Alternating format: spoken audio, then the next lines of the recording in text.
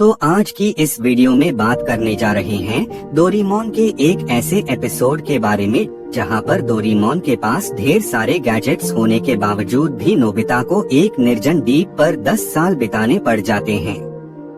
तो फिर time waste न करते हुए शुरू करते हैं आज का वीडियो। हाँ, आप लोग देख रहे हैं ओताकू रेल्म-जी।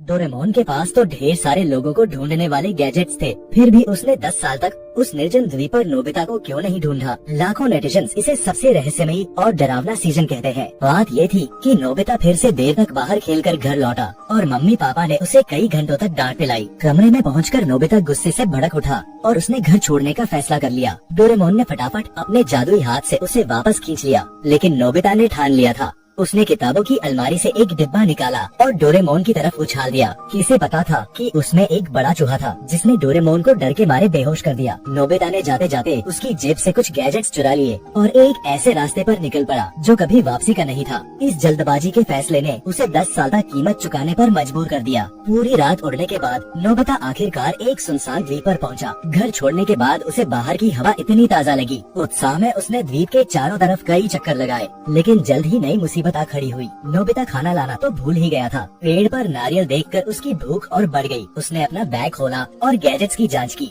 लेकिन क्या सारा सामान बेकार था। टूटा फूटा कबाड़, यहाँ तक कि एक लर्निंग मशीन भी थी। नोबिता तो हैरान रह गया। फिर भी पास में बड़ी एक पिस्तौल कुछ काम की लगी। उसने सोचा शायद इससे नारियल तोड़ सकूं, लेकिन ये क्या, वो तो जादुई पिस्तौल थी जो कुछ और नहीं कर सकती थी। हारकर उसने पेड़ पर चढ़ने की कोशिश की, पर हर बार धड़ाम से गिर गया। काफी मशक्कत के बाद न सिर्फ भूख बढ़ी बल्कि प्यास भी लगने लगी। अगर पानी न मिला तो शायद वो हड्डियों का ढांचा बनकर रह जाता। तभी उसे नमक के दस्ताने मिले जो उसने पहले कभी इस्तेमाल किए थे। ये दस्ताने गहरे खोदने पर जमीन से पानी निकाल सकते थे। नोबिता ने दस्ताने पहने और खोदना शुरू किया। टेढ़ी मेढ़ी खोदाई के बाद आखिरकार पानी निकला। खुशी के मारे वो पानी में कूद पड़ा, लेकिन ये क्या, वो तो खारा समुद्री पानी था, जैसे मुंह में नमक भर गया हो। नोबिता समझ गया कि यहाँ रुकना मतलब खत्म होना है। उसने बांस का हेलीकॉप्टर निकाला, लेकिन गलती से वो उड़ गया। अब तो नोबिता टूट चुका था। तभी बारिश शुरू हो गई। उसने जल्दी से एक छाता खोला, लेकिन उस छाते से तो बाहर की बारिश से भी ज्यादा पानी बरस रहा था। ये गैजेट्स तो एक से एक बेकार निकले। आखिरकार नोबिता ने एक गड्ढा खोदकर बारिश से बचाव किया, लेकिन पहली ही रात वो लगभग मरते मरते बचा। रात की आंधी तूफान में नारियल का पेड़ उखड़कर गिर गया। उसने जैसे तैसे नारियल खाया और पहली बार पेट भरा। फिर वो समुद्र किनारे पहुंचा। उसे यकीन था कि डोरेमोन उसे लेने आएगा। अभी तो बस इस द्वीप पर जिंदा रहना था। उसने उस छाते की बारिश का इस्तेमाल करके ढेर सारा पीने का पानी इकट्ठा किया। फिर द्वीप पर सामान जुटाकर एक छोटा सा कमरा बनाया। उसने एक नारियल पर डोरेमोन का चेहरा उकेरा और बोला, तुम्हारे साथ के साथ मैं अकेला नहीं हूँ। दिन बीते गए, एक हफ्ता हो गया, लेकिन डोरेमोन का कोई अता पता नहीं। नोबिता का जोश ठंडा पड़ने लगा। गुस्से में उसने वो नारियल समुद्र में फेंक दिया। तभी दूर से एक जहाज दिखा। वो दौड़ता हुआ किनारे पर पहुंचा, चिल्लाया, लेकिन उसकी आवाज इतनी दूर तक नहीं पहुंची। उसने एक लकड़ी का तख्ता पकड़ा। ये आखिरी मौका था। वो जहाज की तरफ तैरने लगा, लेकिन एक बड़ी लहर ने उसे उलट दिया। नोबिता को तैरना नहीं आता था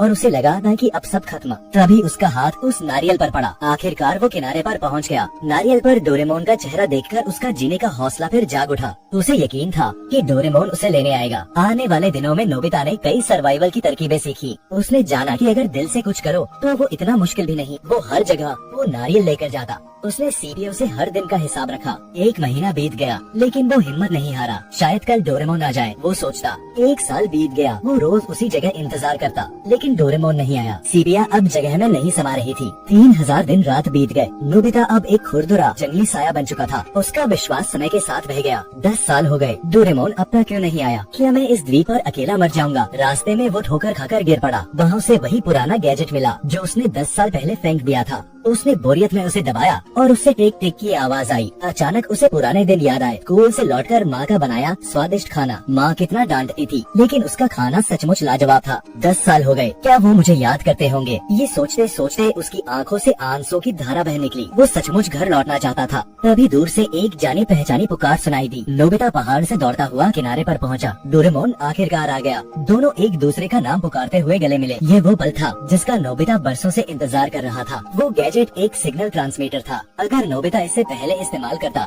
तो शायद 10 साल न बिताने पड़ते। उसके बाद डोरेमोन और नोबिता टाइम मशीन की मदद से 10 साल पीछे जाते हैं, जब नोबिता घर से निकले थे, और डोरेमोन टाइम क्लॉथ गैजेट की मदद से नोबिता को 10 साल के बना देता है। और ये एपिसोड यही पे खत्म होता है। ये तो खुशहाल अंत था, लेकिन कुछ तो गड़बड़ थी। डोरेमोन के पास तो आलसी छड़ी थी जिससे वो नोबिता का ठिकाना ढूंढ सकता था, या फिर वो जादुई दरवाजा जिसमें सिर्फ उसका नाम बोलने से वो तुरंत मिल जाता। फिर 10 साल तक डोरेमोन ने कुछ क्यों नहीं किया? जापान जैसे छोटे देश में इस द्वीप को ढूंढने में 10 साल नहीं लगते। यह सबसे बड़ा कारण यह हो सकता है कि जब नोबिता 10 साल बाद अपने घर वापस आया और टाइम मशीन से उसी समय में चला गया जिस समय में नोबिता घर से निकला था, उसी समय नोबिता किसी दूरद्वीप में जा चुका था, जिसके वजह से 10 साल बाद वाला नोबिता उसकी जगह ले लेता है। इसी तरीके से नोबिता की गैप पूरी हो जाती है, जिसके कारण डोरेमोन को भनक तक नहीं लगती कि नोबिता कहीं दूर जा चुका है। और इसी तरीके से 10 साल बीत जाते हैं। जैसे ही नोबिता सिग्नल ट्रांसमीटर के साथ छेड़छाड़ करता है, वैसे ही डोरेमोन के पास एक सिग्नल जाता है और डोरेमोन सिग्नल का पता लगाते हुए उस द्वीप पर पहुंचता है और देखता है कि नोबिता बिल्कुल आदिमानव जैसा हो चुका है। और जब नोबिता सब कुछ खुलकर बताता है, तभी डोरेमोन को सब समझ में आ जाता है और वह नोबिता को फिर से 10 साल पीछे छोड़ आता है। इसी तरह यह टाइम साइकिल चलता रहता है। तो यही था असली कारण जो नोबिता को मजबूर कर दिया था एक द्वीप पर 10 साल बिताने के लिए। उम्मीद है कि आपको वीडियो पसंद आया होगा। अगर हाँ तो लाइक कर दीजिए और हो सके तो चैनल को सब्सक्राइब कर दीजिए और बेल आइकन को ऑन कर दीजिए, जिससे कि हम आपके पास वीडियो के माध्यम से जल्दी पहुंच सकें।